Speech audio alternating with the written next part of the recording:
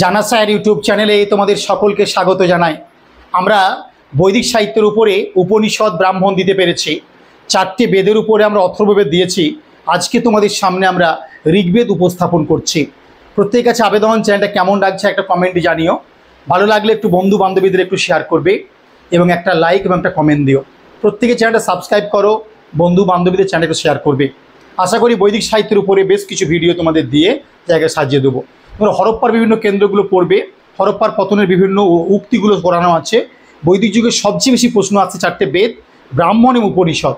ব্রাহ্মণ, উপনিষদ, অথর্ববেদ অলরেডি আমরা দিয়েছি। তোমরা জানা স্যার ইউটিউব চ্যানেলটা সাবস্ক্রাইব করে নিয়ে ওখানে গিয়ে একটু প্লেলিস্টটা দেখে নিতে পারো, তাহলে সমস্ত ভিডিওগুলো আস্তে আস্তে পেয়ে যাবে এবং একের পর এক ভিডিও কিন্তু বাড়তে থাকবে। তো আজকে আমরা ঋগ্বেদ নিয়ে আলোচনা করব এবং ঋগ্বেদে কী কী বলা আছে, ঋগ্বেদের মূল বিষয় কী, আমরা কি জানি দেখব। এবং দেখবে তোমাদের এই ভিডিও পুরো যারা মন দিয়ে শুনবে, ঋগ্বেদের উপরে একটা সম্যক ধারণা হয়ে যাবে। কেন 1017 সংখ্যা, কত 1018 পাই, কেন পাই, ব্যাখ্যাগুলো বলে বলে যাব কিন্তু। তো আজকে আমরা দেখো ঋগ্বেদে কি বলা আছে তোমাদেরকে দেখানোর চেষ্টা করছি, ভালো করে একবার দেখে নাও। দেখো আমরা ছকে দিয়েছি ঋগ্বেদ দিয়েছি। হ্যাঁ, ঋগ্বেদ যখন শুরু করা হয় পড়াশোনা, তখন যে দেবীকে আমরা প্রথম স্মরণ করি, আহ্বান করি, তিনি হলেন পৃথিবী দেবীকে আহ্বান করি। বিদায় লগ্নে আহুতি দিই যখন, তখন অগ্নি দেবতাকে আমরা আহুতি দিই। ভালো একটা প্রশ্ন, ঋগ্বেদ অধ্যয়নের পূর্বে কোন দেবীকে আহ্বান করা হয়? ভীষণ একটি ইম্পর্টেন্ট প্রশ্ন, গভর্নমেন্ট প্রশ্ন, সেট পরীক্ষার প্রশ্ন। আপনারা ভালো মতো প্রশ্ন শুনবেন। পৃথিবী দেবীকে আহ্বান করে ঋগ্বেদ পড়াশোনা শুরু হয় এবং আহুতি যখন দিই শেষ লগ্নে এসে আমরা অগ্নি দেবতাকে স্মরণ করি। ভালো করে মনে রেখে দিবে। এবং ঋগ্বেদ কোথায় রচনা হয়েছিল? ভালো প্রশ্ন, অনেক পরীক্ষায় পেয়েছি আমরা। সপ্ত সিন্ধু অঞ্চল, যেটি সরস্বতী নদীর তীরে অবস্থিত ছিল। ঋগ্বেদের রচনা কোথায় হয়েছিল? সপ্ত সিন্ধু অঞ্চলে, যেটি সরস্বতী নদীর তীরে অবস্থিত ছিল। এই বেদগুলিকে একত্রে কি বলা হয়? সংহিতা বলা হয়। এই জন্য ঋগ্বেদ ঋক সংহিতা নামেও পরিচিত। আবারও বলবো, বেদগুলিকে একত্রে সংহিতা যদি বলা হয়, তাহলে যজুর্বেদকে আমরা যজুর্বেদ সংহিতা বলতে পারি, তাহলে ঋগ্বেদকে আমরা ঋক সংহিতা বলতে পারি। ভীষণ ভীষণ ইম্পর্টেন্ট, একবারে সহজ প্রাচ্য করে বুঝবে, কঠিন নয়, শর্ট প্রশ্ন নয়, এমসিকিউ নয়। পুরো ভিডিও শুনবে, 100+ এমসিকিউ নেমে যাবে এবং যে কোনো প্রশ্নকে তোমরা সহজে হারাতে পারবে। তাই বেদগুলিকে একত্রে কি বলা হয়? সংহিতা। এবং ঋগ্বেদকে তাই ঋক সংহিতা, যজুর্বেদকে যজুর্বেদ সংহিতা বলা হয়। বলে দিয়েছি। সংহিতা শব্দের অর্থ কি? সংহিতা শব্দের অর্থ হলো সংকলন বা সংগ্রহ বা কালেকশন। সংহিতা শব্দের অর্থ হলো সংগ্রহ বা সংকলন। এই সংগ্রহ কিসের সংগ্রহ? না, বিভিন্ন মন্ত্রের সংগ্রহ। দেখো উল্লেখ করেছি, এই সংগ্রহ হচ্ছে বিভিন্ন মন্ত্রের সংগ্রহ। আর ঋক সংহিতার দুটি ভাগ আছে। একটি ভাগে কি পাবো? ঋক পাবো, সূক্ত পাবো, ভালো করে মনে রাখবে। আর কি পাবো? অনুবাক পাবো, ভালো করে মনে রাখবে। তাহলে আবারও বলবো, ঋগ্বেদ বা ঋক সংহিতার দুটি ভাগ আছে। ঋক সংহিতার কটি ভাগ? দুটি ভাগ। একটি ভাগে ঋক পেয়েছি। ঋগ্বেদে ঋকের সময় কটা? 10,472টি, 10470। সূক্ত কটি? না, কয়েকটি মন্ত্র বা ঋগ নিয়ে গঠিত একটি সূক্ত। সেই সূক্ত কথার অর্থ হলো ভালো আদর্শ। এই দেখো, প্রথমে 1017, পরে 11টা যোগ হয়ে 1028টা সূক্ত আছে। তাহলে সূক্ত কি? কয়েকটি মন্ত্র বা ঋক নিয়ে গঠিত সূক্ত। সূক্ত কথার অর্থ হলো ভালো আদর্শ। মোট সূক্ত প্রথমে পাচ্ছি আমরা 1017। বর্তমানে ঋগ্বেদের সূক্তের সংখ্যা 1028। এর ব্যাখ্যা পরবর্তীকালে দিয়েছি, কোন কোন জায়গায় এই ফাংশনটা রয়েছে, 1017 11 ফাংশনটা একটু পরে ভিডিও দেখো, দেখতে পাবে তোমরা। তাই ঋক হলো সূক্ত। অনুবাক, কতকগুলি সূক্তের সমষ্টিকে কি বলা হয়?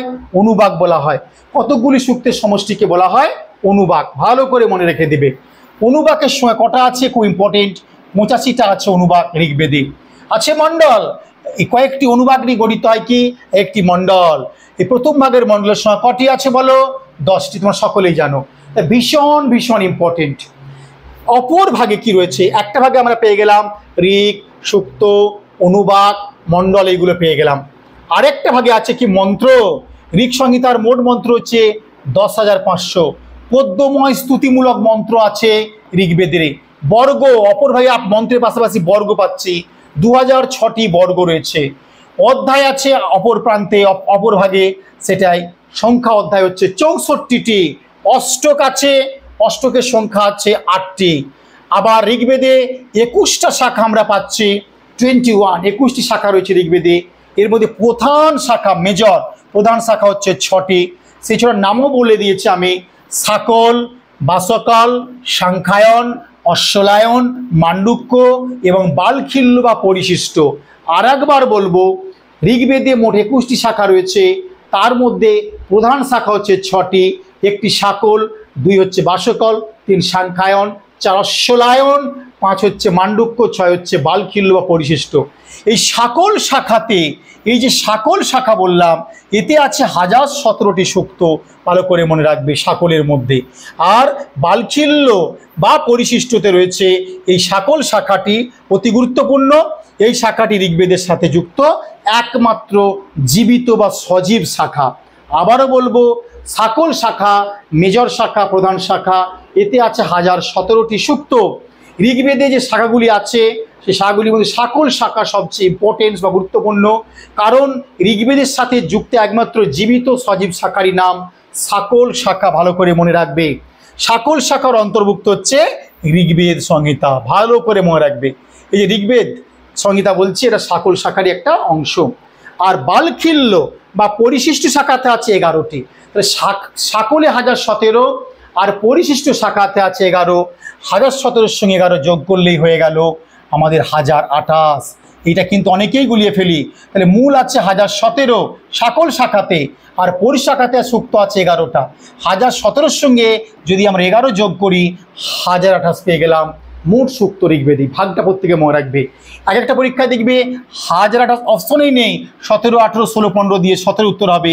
আবার দিতে পারে 1017টি সূক্ত কোন শাখায় রয়েছে, তখন শাকল শাখা। কোন শাখায় 11টি সুসূক্ত আছে, তখন পরিশিষ্ট বা বালখিল্যতে হবে। মোট শাখা কটা? 1028। 1028টার সবাই জানি এই ফাংশনটা যে রাখবে, তুমি চাকরি পেতে এসছো, মনে রাখবে এটা।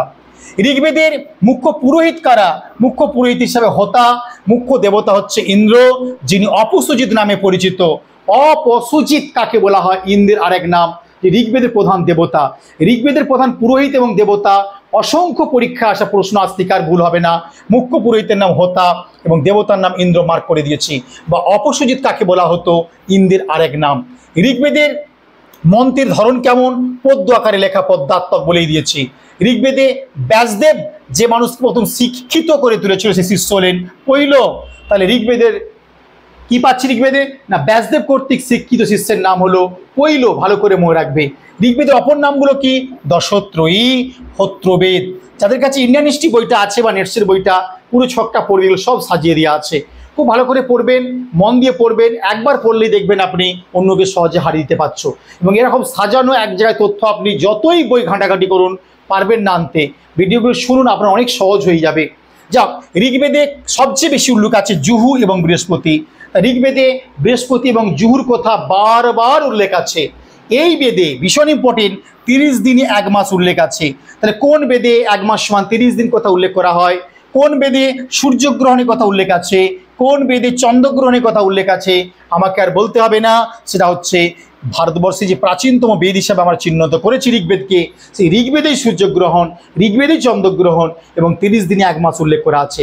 বৃহস্পতি জুহুর কথা বারবার উল্লেখ হয়েছে ঋগ্বেদে, ভালো করে মনে রাখবে। এই বেদে প্রথমবার পুরুমিত্রার সঙ্গে বিভেদের প্রেম বিরহের কথা উল্লেখ করা আছে। পুরুমিত্রার সঙ্গে বিভেদের যে প্রেম বিরহ, সেটা কিন্তু উল্লেখ করা আছে এখানে, ভালো করে দেখেন, আমি দেখিয়ে দিচ্ছি একবার। ঋগ্বেদে প্রথমবার পুরুমিত্রার সঙ্গে বিভেদের প্রেম বিবাদের কথা উল্লেখ রয়েছে, বারবার করে শুনবে। এই পুরুমিত্রা নিজেই নিজের অপহরণের যে ছক করেছিলেন, বানিয়েছিলেন, সেটা উল্লেখ করেছেন ঋগ্বেদে, মনে রাখবে এটা। বিবাহকে একটি সংস্থা রূপে বিকশিত করেছিল, ছড়িয়ে দিয়েছিল সেই দীর্ঘতমা ঋষিরা, মনে রাখবে এটা। ঋষিরাই বিবাহকে বিকশিত করেছিল ঋগ্বেদে। ঋগ্বেদের একটি উল্লেখযোগ্য সূক্তের নাম হচ্ছে সংবাদ সূক্ত, ভালো করে মনে রাখবে। এই সংবাদ সূক্ত কোন বেদের অংশ? ঋগ্বেদের। এতে ভারতীয় নাটকের প্রারম্ভিক সূত্র পাওয়া যায়। নাটক চর্চা, নাট্য চর্চা যে প্রারম্ভিক ইন্সপিরেশন বা সূত্রটা, সেটা কিন্তু আমরা সংবাদ সূক্ত থেকে পেয়ে যাচ্ছি, এটা ঋগ্বেদের অংশ। ঋগ্বেদের বিবাহ সূক্ততে বিবাহ গানের উল্লেখ আছে। আমাদের এখন যে বিবাহ বিভিন্ন গানের সুর, বিভিন্ন গান পাই, সেটা ঋগ্বেদের বিবাহ সূক্ত থেকে আমরা অনুপ্রাণিত হয়েছি। এবং গীতিকাব্যের সুন্দর উদাহরণ ঋগ্বেদেই পাওয়া যায়। তাহলে গীতিকাব্যের উদাহরণ ঋগ্বেদে পাচ্ছি। বিবাহ সূক্ততে বিবাহ গানের উল্লেখ, ভারতীয় নাটকের যে প্রারম্ভিক সূত্র সেটাও ঋগ্বেদের সংবাদ সূক্ততে উল্লেখ করা রয়েছে। কত ইম্পর্টেন্স দেখো ঋগ্বেদ। ঋগ্বেদের কৌশিতী ব্রাহ্মণ, এই ব্রাহ্মণগুলো প্লিজ প্রত্যেকটা ব্রাহ্মণ বেদের আমি দিয়ে গেছি উপনিষদ, আজকেই আপনারা ব্রাহ্মণ উপনিষদ ভিডিও শুনে নেবেন, প্লেলিস্টে গিয়ে ভীষণ ভীষণ উপকার পাবেন। এই কৌশিতী ব্রাহ্মণে যজ্ঞের বিধান উল্লেখ আছে, বিভিন্ন যে যজ্ঞ করি আমরা সেই যজ্ঞের বিধানগুলি উল্লেখ আছে কৌশিতী ব্রাহ্মণে। ঋগ্বেদের পুরুষ সূক্ততে বর্ণাশ্রমের প্রাচীনতম নিদর্শন উল্লেখ করা আছে। প্রাচীন অর্থে যে বর্ণাশ্রম পড়ি আমরা, সেই বর্ণাশ্রমের প্রাচীনতম নিদর্শন আমরা পাচ্ছি কোন বেদে? ঋগ্বেদ। কোন সূক্ত বলল? উত্তর নেব পুরুষ সূক্ততে। এই সূক্ততে শুধু বর্ণাশ্রম নয়, শূদ্র বর্ণেরও প্রথম উল্লেখ রয়েছে। শূদ্র বর্ণের উল্লেখ রয়েছে কোন সূক্ততে? না, পুরুষ সূক্ততে। ভালো করে পড়াশোনা করবে তোমরা। এই বর্ণিত আছে যে আদি পুরুষের মুখ্য থেকে ব্রাহ্মণ, বাহু থেকে ক্ষত্রিয় এবং উরু থেকে বৈশ্য এবং পা থেকে শূদ্র বর্ণের উৎপত্তি হয়েছিল উল্লেখ আছে। তাহলে কি বললাম? মুখ থেকে ব্রাহ্মণ, আদি পুরুষ যারা তাদের মুখ থেকে ব্রাহ্মণ সৃষ্টি হয়েছে, বাহু থেকে ক্ষত্রিয় সৃষ্টি হয়েছে, উরু থেকে বৈশ্য, পা থেকে শূদ্র উৎপন্ন হয়েছে। ঋগ্বেদের 95তম সূক্ততে পুরুরবা এবং উর্বশীর যে বিতর্ক বারবার উল্লেখিত হয়েছে। আবারও বলবো, এই ক্ষত্রিয় উৎপত্তি কোথা থেকে দিতে পারে? বা পা থেকে উৎপন্ন হয়েছে কাদের? শূদ্র, এবং আদি পুরুষের মুক্তি হয়েছে ব্রাহ্মণ। আর ঋগ্বেদের 95তম সূক্ততে পুরুরবা এবং উর্বশীর বিতর্কের কথা উল্লেখ আছে। ঋগ্বেদে যা যা বললাম ভালো করে শুনবে, প্রচুর প্রশ্ন কিন্তু তোমরা এখানে করে আসতে পারবে এবং যা যা পরীক্ষা দেখবে পাবে। নতুন পিএসসি যে বিজ্ঞপ্তি আসবে সেখানে তোমরা ভালো করে যদি প্রশিক্ষণ নিতে চাও, ইতিহাস সাবজেক্টকে নিয়ে যদি এগোতে চাও, বড় হতে চাও, অবশ্যই তোমরা জানা স্যারের সঙ্গে যোগাযোগ করে নিও। নাম্বার দেখো নিচে আমি দিয়ে দিয়েছি, এই নাম্বারে যোগাযোগ করে নেবে, সঙ্গে সঙ্গে আমাকে পেয়ে যাবে। আর যারা WBC হিস্ট্রি অপশনাল দাও, ঋগ্বেদের উপর 20 নম্বরে 15 নম্বর টিকা নামাতে চাও, এই বইটার সঙ্গে ভিডিওগুলো শুনবেন। WBC হিস্ট্রিসের স্পেশাল কিন্তু ব্যাচ শুরু করেছি। তোমাদের জানা স্যার WBC ইতিহাস অপশনালের প্রতি সপ্তাহে পরীক্ষা, নোটস এবং মক টেস্ট চলছে। আপনারা আসুন, ক্লাসগুলো করুন, প্রাচীন ভারতের উপর মধ্যযুগের, আধুনিক এবং ইউরোপ বা কন্টেম্পোরারি ওয়ার্ল্ডের ক্লাস করুন। নিজেকে অন্যের থেকে আপনি অনেকটা এগিয়ে রাখতে পারবেন, বিশ্বাস রেখে আপনি আসতে পারেন। এই বইটা সংগ্রহ করুন, নতুন এডিশন 24-এর বই, খুব ভালো লাগবে তোমাদের, আশা করছি।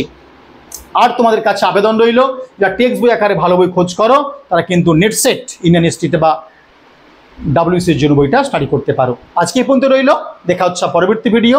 বাই।